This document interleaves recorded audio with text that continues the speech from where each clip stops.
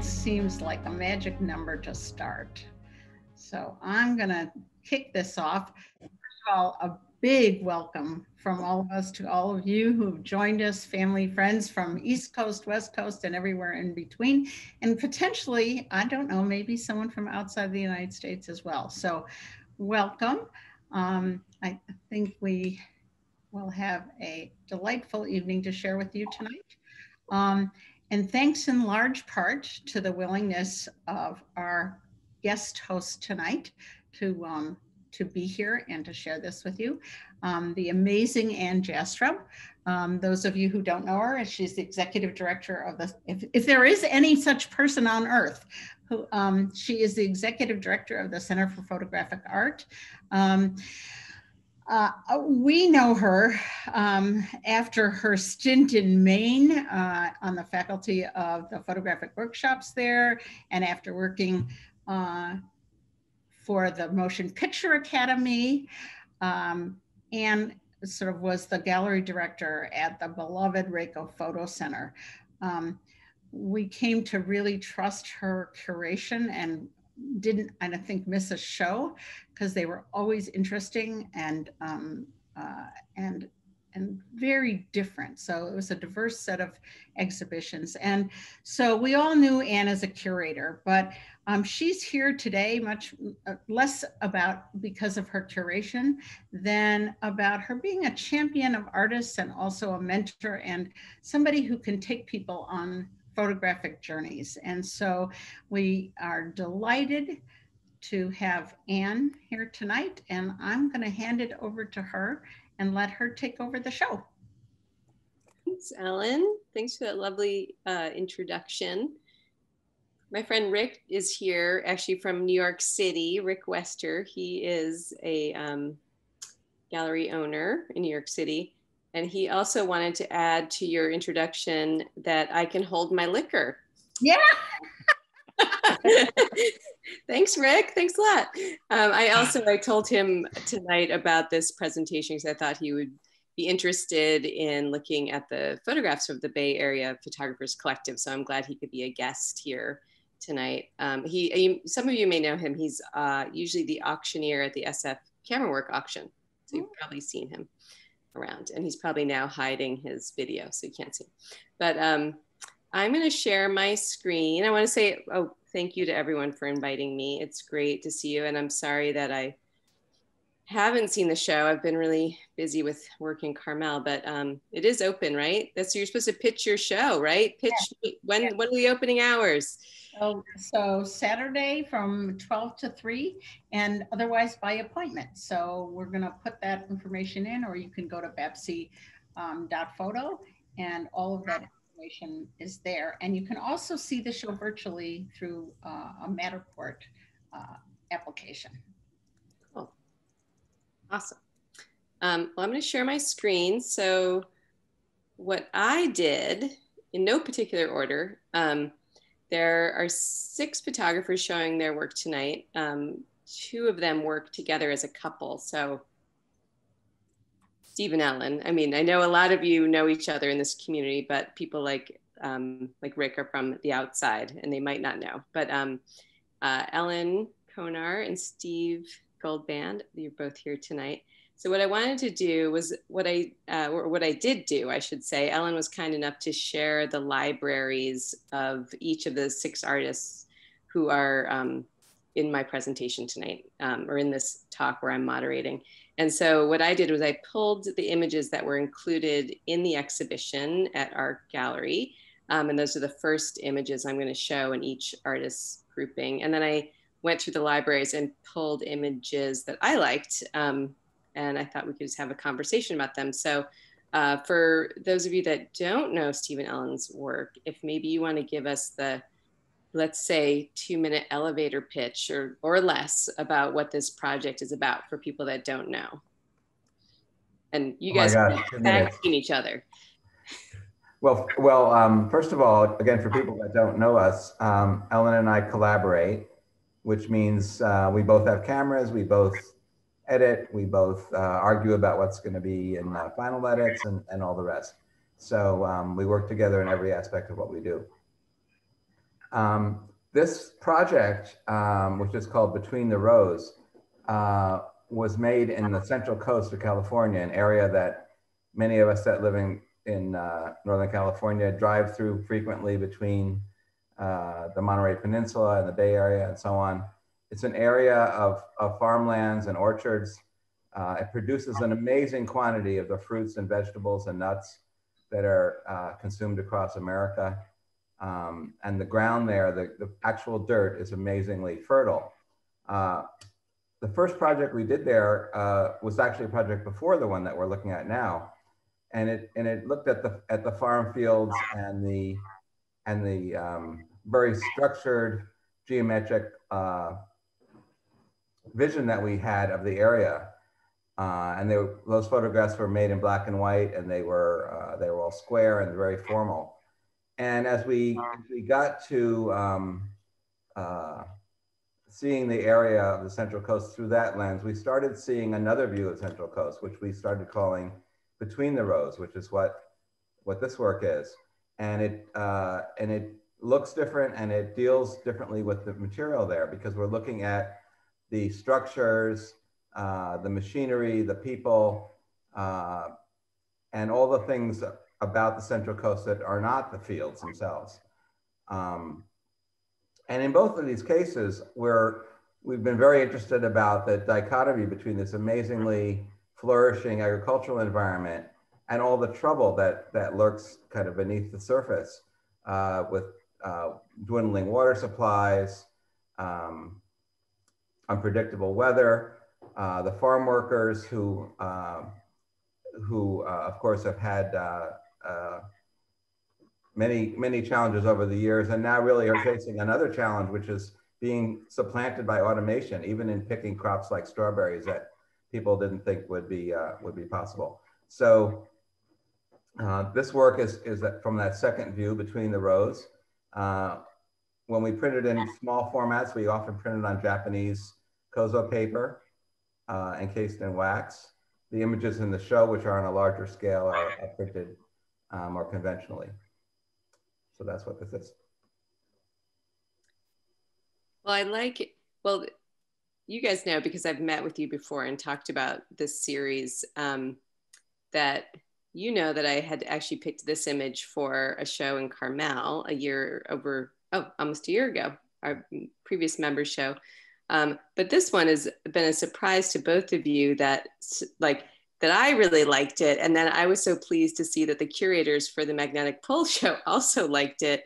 For me, this is like, I don't know, just a really wonderful, strange image that is, it's not like anything I've seen before when it comes to, photographing this area, which is very near Carmel, actually. So I drive through this area all the time, and I have not seen anything like this. This is just a strange little building here. And then this is like an amazing view. So these first three images here, this, and this, were curated into the current exhibition. But then there was something, I pulled in a few of my favorites from this series as well. This picture for me reminded me of the Gleaners, like a early, 19th century photograph, and such beautiful light and so well seen. So I was delighted to see this in here. And it is different than the others. It has a less industrial sort of feel to it. And then I also chose this one because, again, your attention to the light and the beauty of this. And also this foreground here, which is that actually soil where they're going to grow something? It looks so barren. I think it was an area. The greenhouses are a part of a company that does seedlings, I think. And so they lay out flats with seedlings in that area, and it was in between phases, I imagine. Looks like there's watering, those are watering irrigation pipes. So have you, one of the questions I wanted to ask is, So this is work that you started before COVID.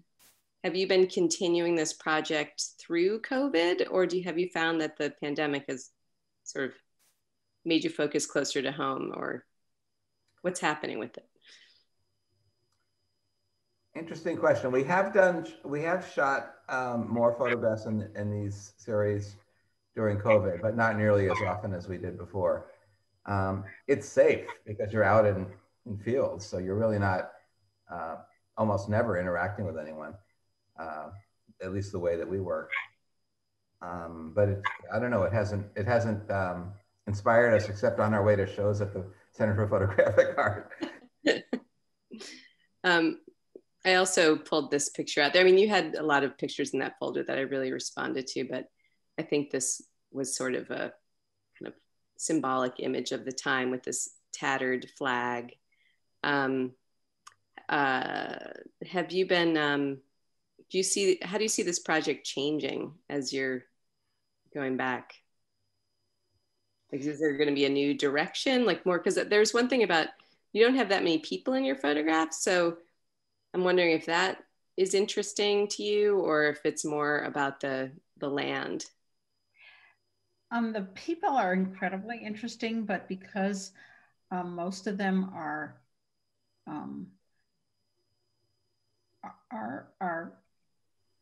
I think the term is undocumented.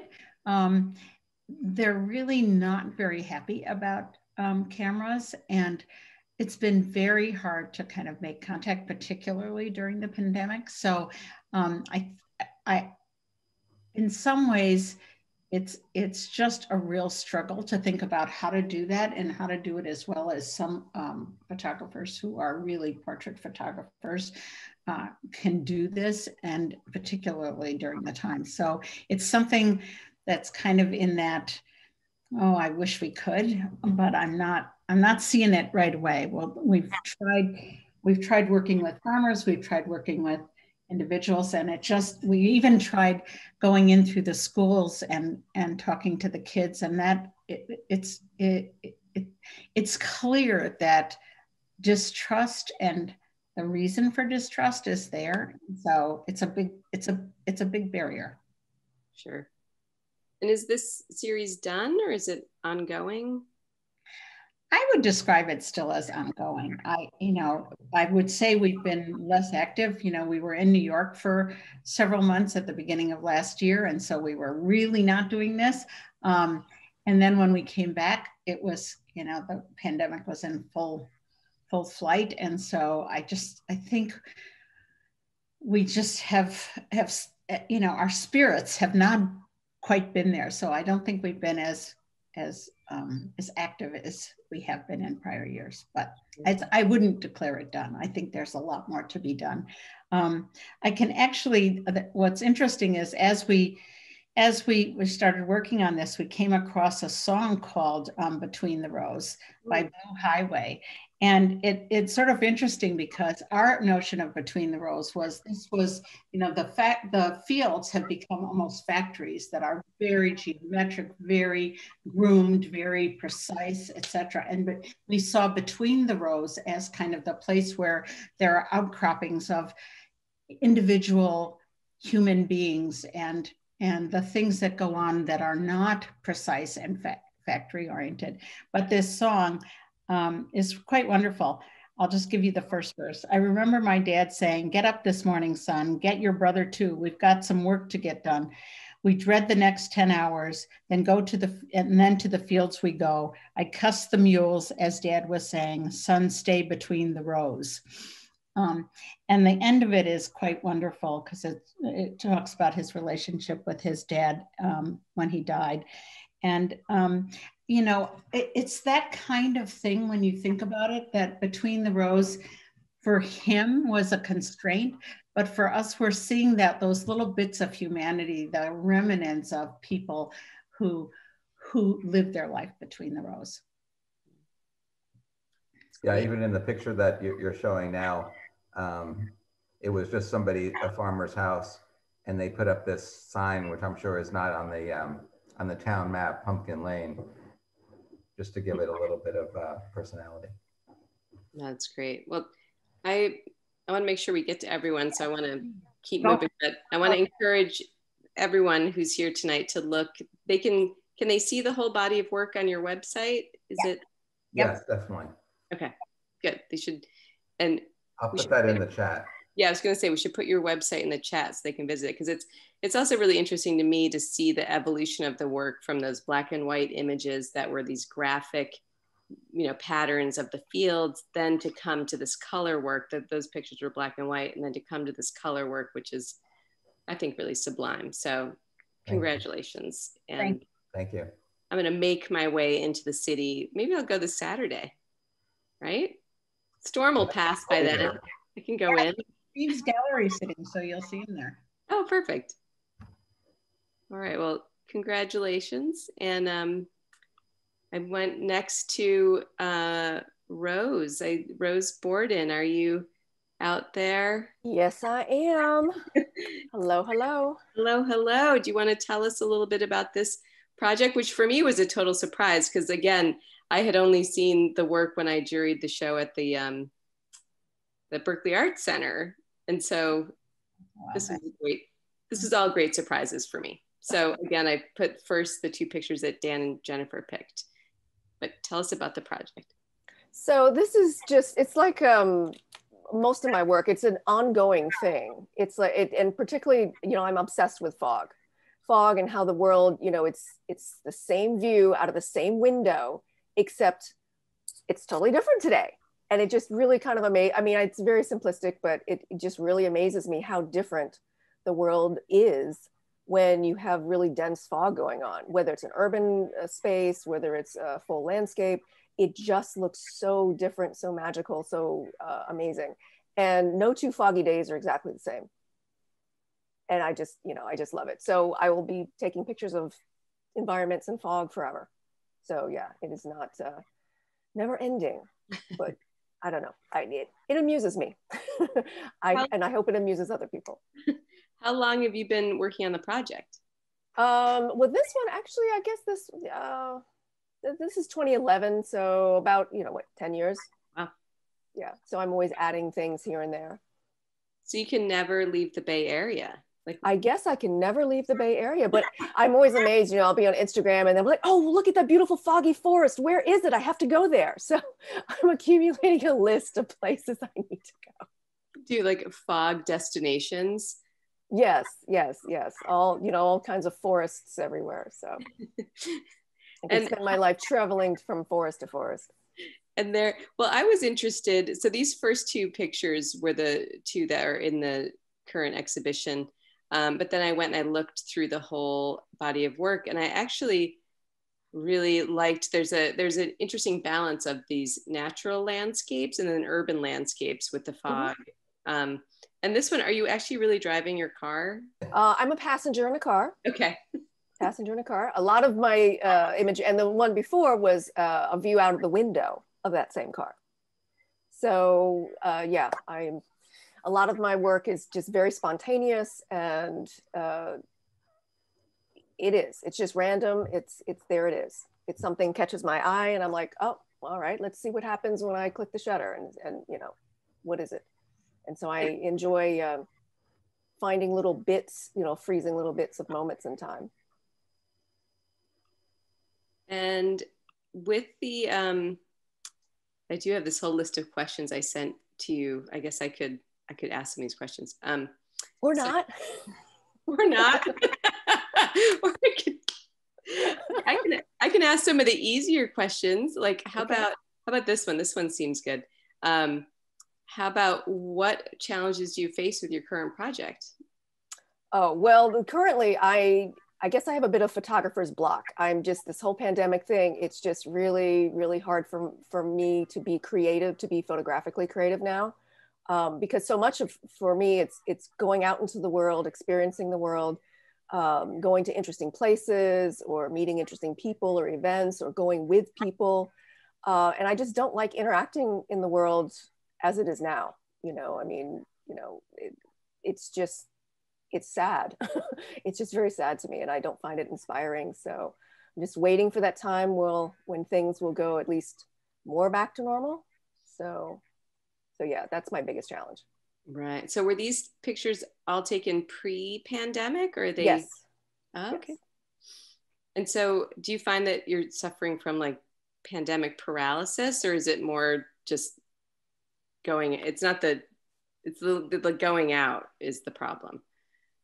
Yeah, it's just, yeah, I mean, it's, I guess, a little bit of both. I mean, you know, it's like, it started before pandemic, but then it's just gotten worse from pandemic, because it's like, I just don't like interacting with in the world with masks and social distance, and it's all important, but I just don't like to see the world that way. Yeah. Well, I love it. This is another, so it was actually a great treat. I want to thank you again, Ellen, for sending me the libraries, because then I could go in and like, you know, see all these images that I hadn't seen. And so I actually loved this one, Rose, with that gesture of the fog coming down, like this tendril. I think this is an amazing picture. Well, it was just an amazing experience to be on that mountain and watch the fog like that. I had never seen fog like that. Because it was moving and just swirling and swirling, and I was just like, wow, this is amazing. I had never seen that before. It's like magical. And where is this? It's Mount Tamalpais. Really?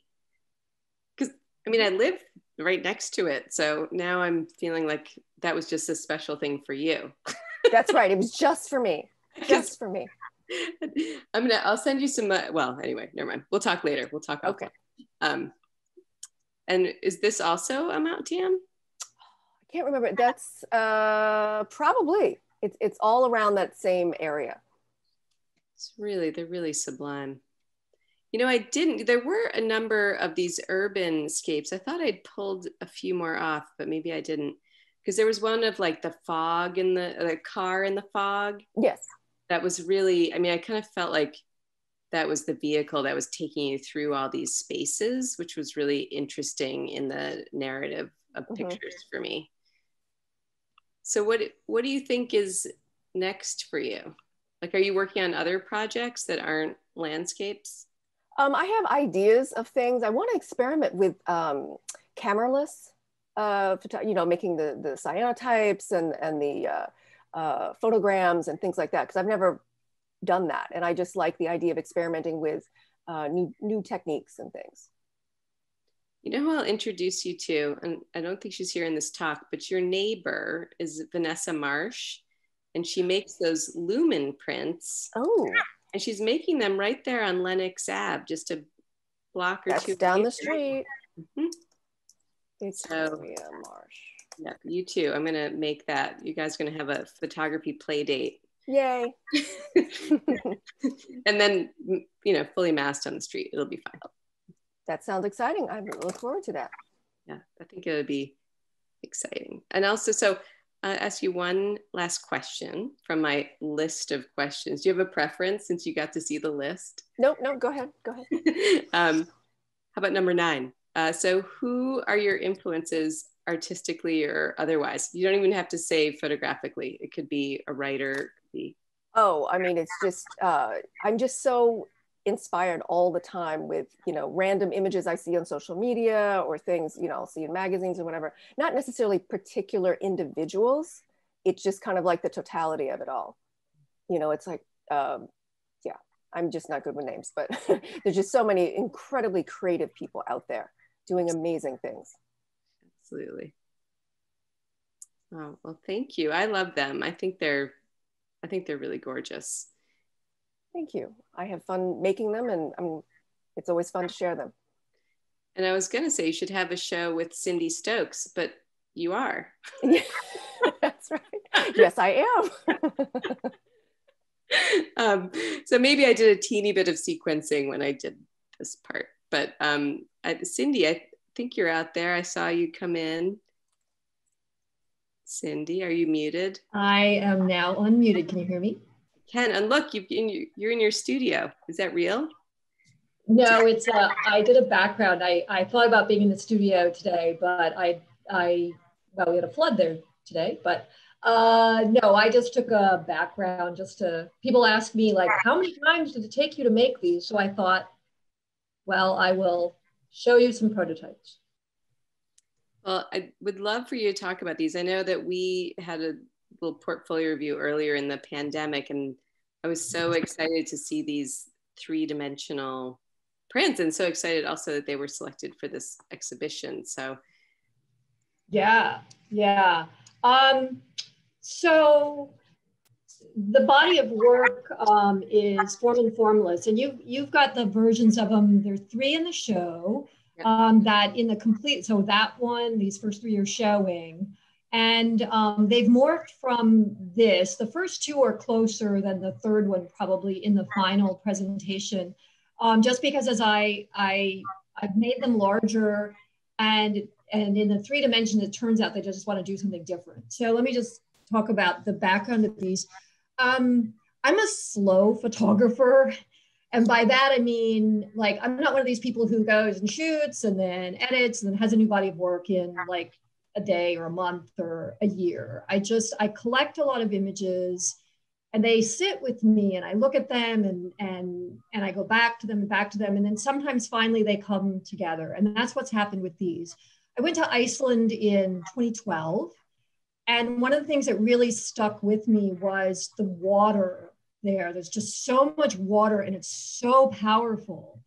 And the waterfalls, and waterfalls are very cliche, right? But when you're standing next to, you know, something the equivalent of Niagara Falls, only you can get a lot closer. It's just really, the fundamental nature of it's just so visceral.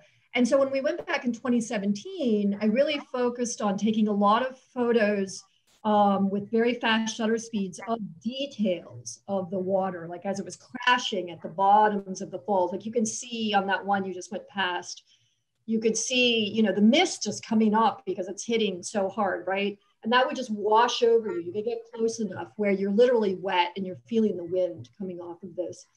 And so when I came home, I was printing these as photographs, and somehow they just didn't feel like they had the essence or the energy and the power that I felt when I was there. And I wanted to help bring that more to the viewer, and maybe even help them interact with it a little bit differently. And I work with a mentor of mine named Robert Cato. He may even be on the call. You probably know Robert. And he said, well, have you thought of curving the paper or folding it or maybe crumpling it? And I was just like, no. And I don't think he knew the monster that he had unleashed, because now I've spent 2 years crumpling, folding, curving, shredding, collaging, tearing like this. I mean, this was this beautiful print that was flat, and I rolled it up into a cylinder, and then I like put heavy books on top of it and I smashed it. And I had to undo it because it didn't really do what I thought it would do, but that was what was cool about it, right? And so when I did this, I just felt like I could express some of that energy that by letting it come out of 2 dimensions. And so I've been working through, like when I talked to you last time, you were asking me, well, how can you coat these or protect them? I've now worked that out, so that's good. Yes. And I've worked out ways to put them on the wall that doesn't depend on tacks and magnets and so forth. So I'm really excited about them. And I love the tactile nature of paper. I love the physicalness of doing things. And I think it brings something to the viewer. Like you have to walk around this to see the whole thing. You're kind of tempted to look behind the edge. And on some of them, I'm using sumi to print the backs or to paint on the backs of them. And so that they're not just white. So that's kind of the story of this body of work. Because I did see the pictures you just sent, I want to share those as well. Is that okay? Yeah, absolutely. I'm sorry I sent them so late. We had water leaks in the studio today that I had to attend to this afternoon. Yeah, save the studio. But let me just pull up this other, I'm just going to share this other screen just for a moment, because I was really excited to see these. Can everyone see this? Yeah, so this is the final, what's actually in the exhibition. And so this is much larger than the one that the prototype was. This one is about 30 by 42, I think. Wow. And I made it by, I don't know if you can make that larger or not. People probably have larger screens. But it's multiple sheets of paper that I've printed and torn and matched together, but I've made sure it's not exact. So in a way, that's kind of giving that feeling of things tearing apart and coming out of the wall as well, and out of 2 dimensions. It's amazing. And have you, I mean, I know I asked you a billion questions when we met. Okay.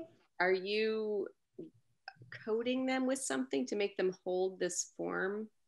Yeah, at this point, so this one, because it's quite large, like I said, it's about 30 by 40. Almost the whole thing is at least 2 layers of paper, so that helps with the structure. And then that's because I'm collaging smaller pieces together. And so that helps with the structure. And then I've coated it with an acrylic, both on the front and the back. And it's one that soaks into the paper, and it also makes it stiffer. But wait, there's more.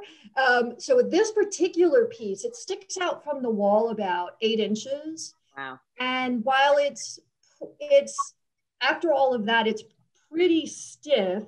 With this one, I've actually created an armature behind it that's made out of crumpled up window screen. And so I've tacked that to the board first. And it's not that it's the same shape, because that actually turns out to just blow it up like a balloon. I've gone through lots of issues here, but just sort of to keep it from falling back. It just needed enough. It doesn't need to be stuffed. It just needs to make sure it doesn't fall backwards. And so it actually works quite well. And actually the crumpled screen looks really cool too. So that might be a new sculptural material. You looks like you're Ruth Asawa. Yeah. I love the topographical nature of this. And I think, again, if anyone can make it down to our gallery to see this, because I mean, I think these would be even better in person. I mean, it's incredible. And thank you. So it's not under, it's exposed. Like it's not. It is exposed. Yeah. But it almost feels it's like a satin. It almost feels a little bit leather-like. It's got a sort of a satin finish. You could easily dust it, if you will, and it's attached to the board. The board's just a Baltic birch board, and I just use these tiny little nails in particular places to kind of just keep it all in the right structure. So I've crumpled it, and then I've made sure it's crumpling in the ways I want and coming forward and going back.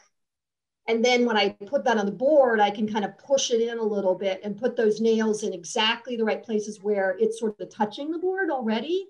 So, yeah. Super exciting. Yeah. It's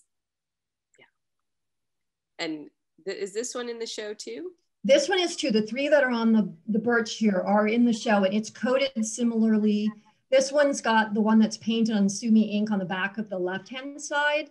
You really can only barely see it if you look, but that's kind of the fun of it, right?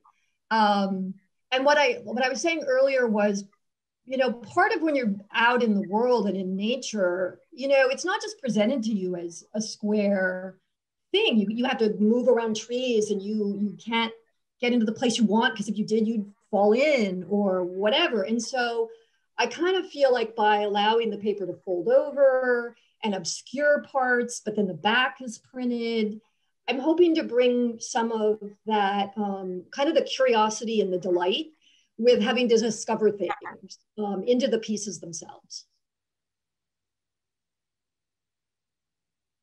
And that's the 3rd piece that's in the show. They're really just fantastic. That's just a detail of the very first piece. So did you know, like, how did this happen?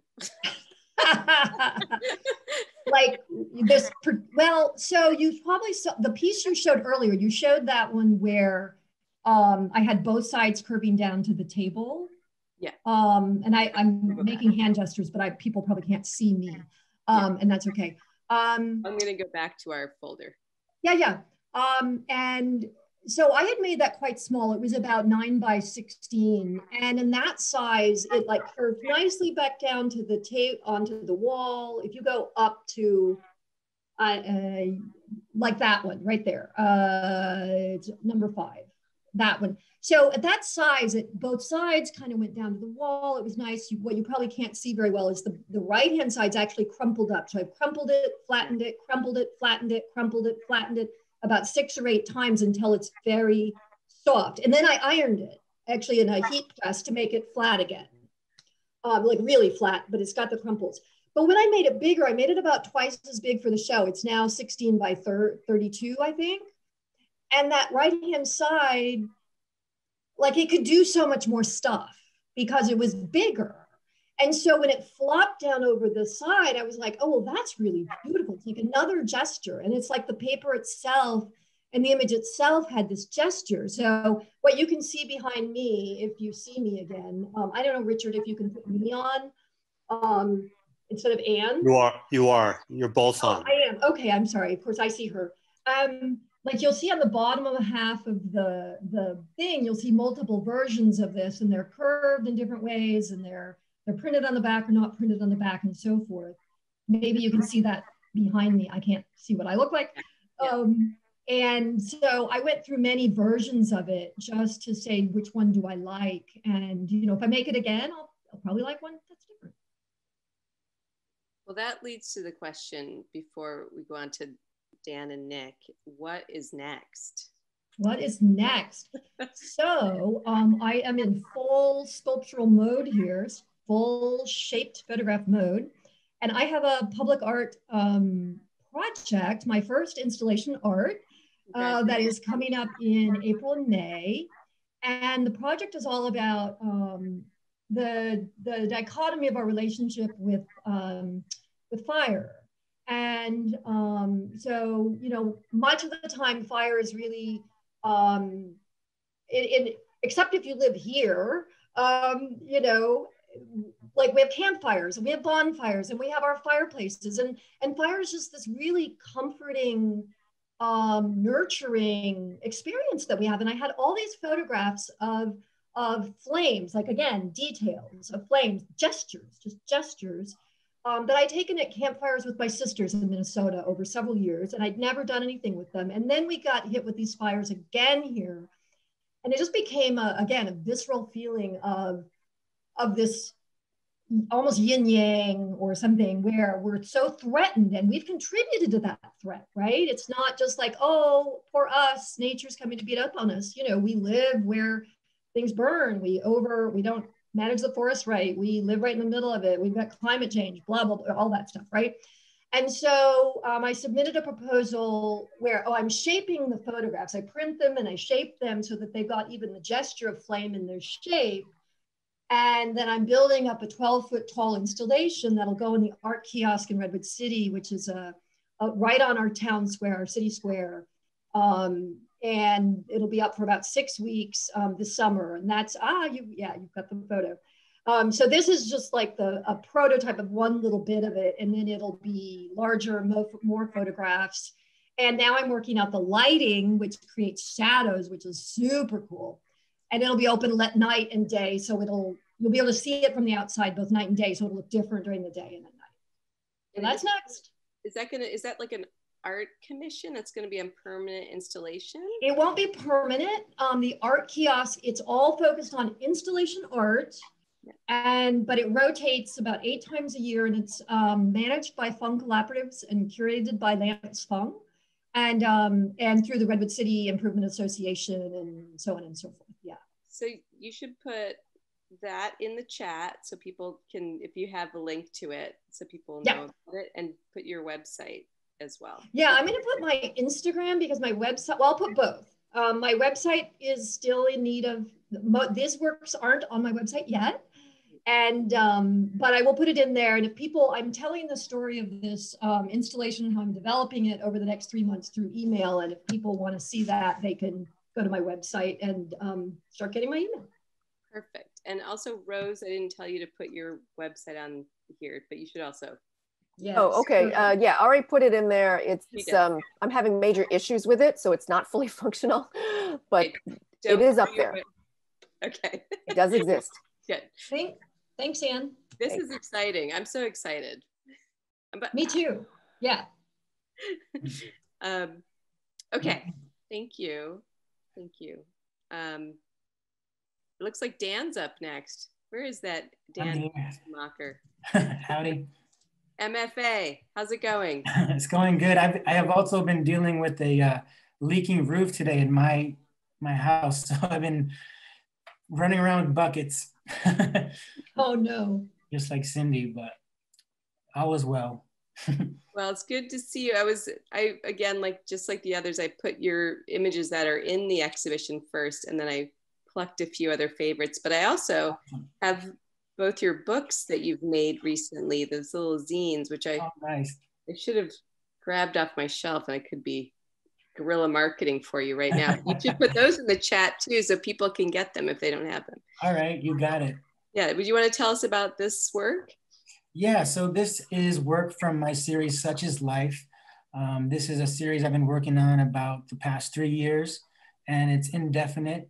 It really focuses a lot on humor and sort of capturing the quirky, weird oddness of life and everyday moments. I use an external flash, and I really kind of move around and get in on the scene. And so this work is really just about being kind of embracing the weirdness of life and humor. It's about color, it's about flash, it's about gesture, and really just kind of documenting life as it is and as it unfolds. Especially, you know, we live in the Bay Area where it's so many weird events. It's kind of like prime picking to go and see kind of weird things and get photos like this. However, the very first one is from Rhode Island, some small town in Rhode Island. So I shoot kind of this style everywhere I go. And I've recently started shooting this style as well at protests. And that's been really interesting as well. Something about the flash really works for me. I'm just like addicted to the look of the flash. It really exaggerates the colors and makes the image pop and really just appear on the scene, on the screen. Are you a fan of Martin Parr? Yeah, definitely. And I get definitely a lot of comparisons to him. I also like Mark Cohen's work a lot, who I kind of do this guillotine cropping style where I kind of leave a lot of mystery to the scene and unconventional framing. And Mark Cohen is a good inspiration for that kind of style of cropping. Yeah, I mean, this one I know we had at CPA too, I think was in the members show last year. Yeah, definitely. Yeah, that was awesome. Great picture. Can you talk about this one? Like what's happening with this person in these electric tights on like a military vehicle? Like how did this happen? Yeah, totally. So this was at the Fleet Week in San Francisco at Crissy Field. Mm-hmm. And, you know, the military brings out all their toys to recruit young and dumb people. No offense to any veterans, but yeah, I almost joined myself. So anyways, but so this girl was just, these two young girls were having fun as kids do. And I just love this juxtaposition next to this soldier just standing there watching guard, probably, you know, bored out of his mind next to these kids who are just having the time of their lives. So that was the backstory behind this one. I had to pull this off out of your library. Like, what's going on here? Yeah, so this is from Comic-Con in San Jose. I was hired to shoot that for this blog called The 650 out of Redwood City. And just people who love video games and movies dress up as their favorite characters and go to this convention. And it was just an amazing backdrop for getting interesting photos. And this scene just unfolded in front of me. I call this, you know, love and war. I love the juxtaposition of the army guy and Jesus with his loaf of bread on the right. So yeah, I like working with layers in my images. I try to fill the frame as much as possible to, to get the whole frame working for me and not just one subject. So this is ongoing, like this is not a finished project. Have you been managing to shoot in the pandemic, even though everyone's like masked and socially distanced? Yeah, definitely. I have managed to keep shooting, wearing a mask and being safe about it. But yeah, I still shoot. It's my passion. It's my purpose. It's like what I get up for. So I still go out every weekend and shoot, and it's just what makes me happy and makes me tick. So the masks, I think it'll be interesting one day to look back on all these masked pics. Oh, for sure. Absolutely. Yeah. So I also had to have this one. Is this like the Chinese New Year? Like, isn't that the dragon behind the pig? Yeah, so yeah, this was in Chinatown in SF, and this was this woman's pet pig. And it was just this really cute, funny little pig. And what I love most about this, you can't really see it in this photo, but even the pig's toenails were painted pink. Was it the year of the pig, or was it just? I think it was just another weird day in SF. So yeah, this wasn't like Chinese New Year or anything. It was just, I think it happened to be like a street fair in Chinatown. Mm-hmm. And I mentioned, I always kind of, speaking to Jay Mizell, I always look for gesture, color, light, and gesture. And so whenever I see a gesture, I have my camera pre-focused and I'm just snapping away. The beauty of digital, you can take a lot of pictures. Right. And was this, so you just finished your MFA, what, 2 years ago? I actually finished 2016. Oh my God, are you kidding? Yeah, time's flying. I swear, I feel like it was just yesterday that we were in that SF camera work critique and I saw your work and I was like, oh, this kid, and you were in grad school, but that wasn't like last year, that was like 5 years ago. I know, it feels like yesterday, but now it was already 5 years ago. Now I'm teaching Wow. myself. Where are you teaching? I'm teaching at West Valley College in Saratoga. Fantastic. Yeah, it's awesome. I loved it.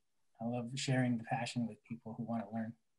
And are you teaching, like, would you categorize yourself as a documentary photographer? Yeah, documentary and street. And are you teaching that? Are you teaching documentary? Yeah, I'm teaching a basic and intermediate, so more, the basic concepts of photography and principles. Some of the feedback I have got though from students is show less people photos and maybe some more landscapes. So I've been incorporating a few landscapes here and there into my teaching acumen. That's amazing. When I was teaching, I'd always show documentary pictures and people would be like, but what about? And I'm like, yeah, don't worry about that. Yeah. I'm just like, but this is Sebastião Salgado. Look at this amazing image. Yeah, look at this Eugene Richards. Like, what else do you want to see? Come on. Yeah, that's another amazing, that work, Cocaine Blue or Cocaine Blue, Cocaine True. That was super inspiring to me. Yeah, Dorchester Days you should have on your shelf somewhere. Yep, I got that. Good. Do you want to tell us about your do you have 2 little books now, or is it more than 2? I have 2, and this year would have been the 3rd one in this iteration, but I've decided to make my first photo book this year and go for it. So yeah, I mean, you can keep shooting and building material, but I think at some point you just got to go for it, and the time is now. I want to publish, and yeah, I want to. I not to toot my horn, but I just won Miami Street Photo Festival, so as a super boost for me, and so I'm kind of like pedal to the metal and piggybacking off that success, and I want to, use all that momentum and go right into publishing a book this year. Fantastic. Yeah. So such is life will be the book title. Perfect. I mean, that's a perfect title for right now, isn't it? Yeah, such is life. The roof is leaking and the pandemic is going on. So, well, keep me posted on that, because if you're going to do a Kickstarter or any of those things, I don't know what. Yeah, I'm still sort of navigating that whole field. it's an expensive world of publishing. But yeah, Kickstarter might be a route to go. We can talk offline about this. All right, you got it. Okay, good. All right, I got some ideas for you. Awesome, thank you very much. Make sure you put your website in the chat because there are many, many more pictures that everyone should see. Oh, yeah, awesome. I'll put the little link to the zine as well. I only have like 10 copies left. Man, that's gonna be collector's items. There was, speaking of, this is like a lesson. So Larry Clark, he made a little like a zine, like a stapled copy of Tulsa, and he took it to some art fair and he tried to sell it for $4 and nobody wanted it. Yeah. And now they're worth like so much money. Yeah. Anyway, so yeah, so everyone buy them and then sell them later when Dan's famous. You can just like cash in. So I don't know, maybe it's not like GameStop, but you know. You never know. Yeah, so you never know. Hopefully that's the goal one day. Make sure you sign them because they're worth more when they're signed. Yeah, totally. Good. Yeah. Well, thanks, Dan. Yeah, thank you. And Nick. He signed mine. It's good. I haven't seen you at dog's age. How are you? No, I know. So before I talk about me, I just want to link back to the theme of this show. I mean, isn't that the most inspiring collection of work? They did a great statement. Statement ever. If you're wondering why we're here, and you see the quality and the variety of that work, I know I'm inspired, and I have a million ideas from seeing, work like Cindy's or even Dan's. It's not the kind of work that I do, but there's things that you can pick up, I think, from just seeing how other people compose, how other people use light and so on. I think it's just a really really inspiring collection of folks. It's a great show. What would you like to know? I and maybe many other people here would like to know about your work. Sure. So I think like a lot of us here, I shoot in two ways. So I will go out and shoot with intent for certain things, for certain projects. So I've done a lot of work with with local musicians, for example, where I actually go out and know what I'm going to be doing. And then there's another side of things where I just go out with a camera and I'm just open to whatever just sparks my imagination, and I can see the image out there in the world and try to randomly capture those moments. And then at some point later you get back and you look at all these images and you go, oh, I see there's a theme here, or I see there's a connection that maybe I wasn't even aware of at the time that I was shooting there. So these particular images are in that category, and they are I'm looking for something that has a little bit of mystery, a little bit of humor. That's the things that I think that appeal to me. And so the image that's in the show, which is that one here, Snack Time, it's interesting. I actually took this in Japan, as you can probably tell by, you can see some of the Japanese writing there. And it's just, I sort of wandered around the corner somewhere where I probably wasn't supposed to be, and just saw this, and it's like, wow, that just kind of is, I actually am more influenced, I think, by painting than I am by photography, and there's something about this that just feels like it could be a painting. And so you see these things, and if you have a camera, you grab them. And it was interesting. Daniel was talking in the opening reception, and he saw this as something that might come out of Silicon Valley, and had that sort of COVID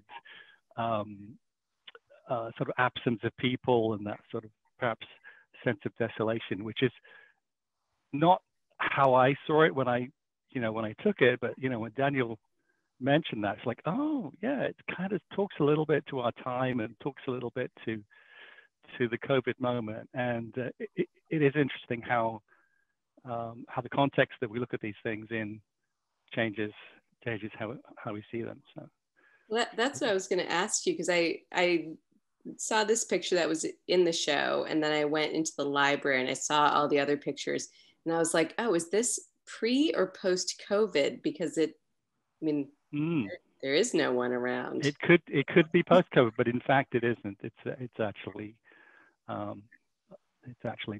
before. But formally, they're really beautiful. Like, I don't know what your background is, if you come from like a design background, but they're really beautifully designed, and the patterns and the geometry. I love this. I don't know, where is this one? Somewhere in San Francisco. But it's like, just so beautifully seen with these lines and shadows, and you have a sense of what's real and what's not real. And they're kind of lonely. Like this was like the saddest picture in the set. This. Oh, so you know what? There's this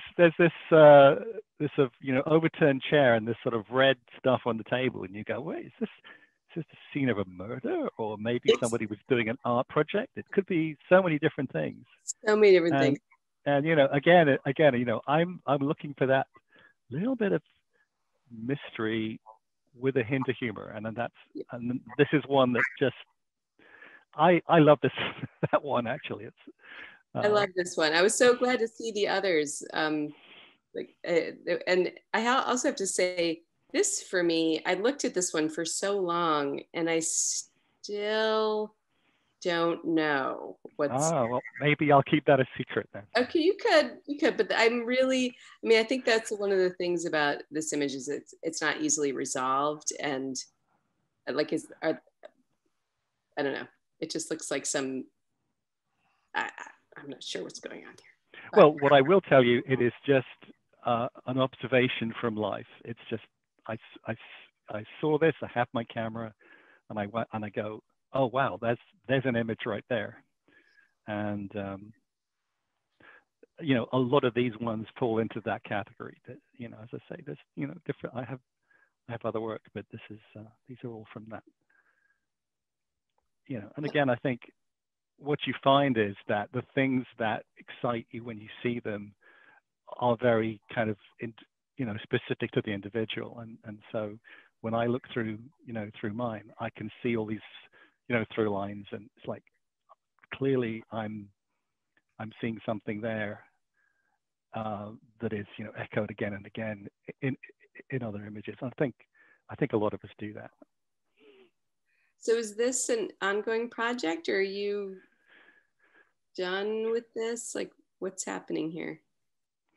Yeah. So, well, there's actually these are not all really the same from the same project exactly. So there's a project that I have which is called Nowhere Here, which is those interesting spaces and kind of quirky, undefinable moments in a place, which is what we have here. So there's a series of those which I have on the website, and then there are ones that are just more minimalist. And as I see them, I'm going to add to it. I never know where I'm going to see another one that fits the series. So I wouldn't say it was finished. Right. I have other projects in the works, and as I say, as I look at the work from the other, collective folks, I'm inspired, and I've got a list of 1 million ideas that I want to follow up once we're, out of lockdown and able to participate in the world again. Sure, that actually is one of the questions that was said here. So when you see the work of your fellow BAPC artists in the show, what surprises you and what reinforces what you know about them and their work? Have you been in the BAPC for a long time? I'm not sure of your... quite a long time. Somebody else will have to tell me, but it's probably more than a few years. I think I joined fairly soon after Steve and Ellen. And Steve was one of the people responsible for introducing me to this group. But yes, I mean, I think what happens is, you see a certain body of work from somebody, and you think that's their work, and then one day they come in with another completely different set of images, and I can't think of a good example now, but I think a lot of folks here have done that, and you go, oh, I didn't know you did portraits, or I thought you did landscapes. It's like, they're really good. So you find that there are interesting unexpected depths in many of the folks, but I think it's more about the explorations that people are doing that just open up other avenues, So when I look at what Cindy and actually also Tamara is doing, where you're looking at images as objects and not just images, I'm very excited by that, and I think there's things that I might be able to do that sort of take that idea and perhaps take it into another direction or something that interests me. So there's lots of things that just spark the imagination, I think, when you look at other people's explorations and different ways of thinking about photography. Absolutely. I think it's great to be in a collective at this time where you can kind of spur each other on and inspire each other. And I know I'm in a couple critique groups, and we all get a little competitive too, which is kind of good. I think particularly in COVID times, when I think you've had a couple of people, and I would put myself in the same boat as well, where I've really slowed down this last year. I haven't really been doing a lot of photography. It's been kind of tough. So it's good to see other people working and other people making images, and it does keep you going. Absolutely, for sure. Well, I think everyone should see the whole body of this work. So make sure to put that in the chat, as well as your website. And I know it's after 8 o'clock now, so I want to open up for questions. I can see there's 20 things in the chat here that I haven't seen, but thank you. And thank you everyone for sharing your work and talking about it. And it was great. I mean, I've seen some of this work, but a lot of it I hadn't seen. So it was really exciting for me. And there really are 40 new messages in here. So is there time for Q&A? Do people want to ask questions of the artists? I know there's.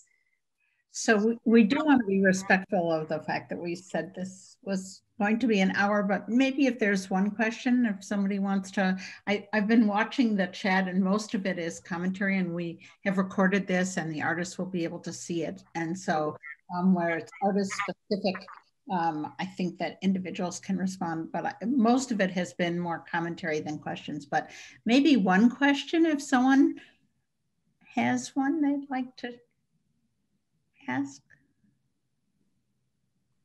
chat, or just start talking. Well, we should also say that there are 2 more talks, right? Exactly. Yep. So, and all of that information is on the BAPC website. It's on the ARC website. And a reminder to all that they can visit the gallery in New York. It's operating under COVID restrictions, but it will be open this Saturday or by appointment. And there is a virtual walkthrough available on the BAPC site, and I think also the ARC site. So. And I can't wait for Meg Schiffler's talk next. I see you out there, Meg. Yes, that's right. Meg is next up, and the final one will be with one of our curators, Dan Nevers. So. And we should note that different photographers will be in the group each week. So you heard us tonight, and there'll be 6 different people in talk 2, and then a different 6. So you get something different every time. Come on back. Absolutely. And thank you for joining us tonight. I would like to just add thank you so much to Art Gallery for inviting us to do this show. They have been the absolute best possible hosts we could have had. They were so gracious and so helpful with everything we did. So I just want to give a shout out to them. It's a wonderful gallery.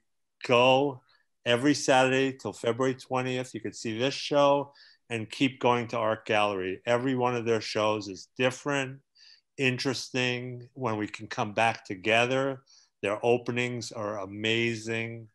So thank you so much, Art Gallery, for having us. You Arc. Go Arc. And everything's for sale, right? True. Everything is for sale. And a portion of the proceeds go to Art Gallery, helping them keep doing things like this for the artists in the Bay Area. All right, well, everyone, I'm gonna put my email in the chat if anyone wants to reach out to me about life. You know where to find me. Awesome. There it is. Now I can't take it back. That's where that ability to hold the liquor comes in. Hey guys, I'm friends with Dan and Fenstermacher, and I did mention earlier last year that I want to join the cooperative. So who should I talk to directly? What is the process? I need to join. I need to be with you guys. He's good. He's got good photographs. I vouch for it. So you need a recommendation letter? Thank you. Can you send a note? I'll put it in the chat to membership at babc.photo. Jean, could you put it in the chat? Or one of the membership committee, but we do have a process to bring people in. So we'll talk to you, look at your work and make sure you understand what we really do. This is like the really fun, cool part of what we do. Right. But as you know, there were like 100 hours behind the scenes to put together an exhibit, and you got involved, be involved. Yeah, so. Yes. I had an idea what you guys do, and definitely it's definitely like coming out of my system. Like, I want to join. Yeah. It's time. Good. I'm sure. All right. Yes. Email Jean. It's in the chat. There we go. All right. Thank you. I'll do that. I appreciate it, everybody. All right. Well, thank you all. Yeah, thank you, everybody. Thanks, everybody. It's great to see the work. Thank you, Anne. Thank you, Anne. Thank you. Bye, Anne. Everybody. So long. Thanks, everybody, for coming.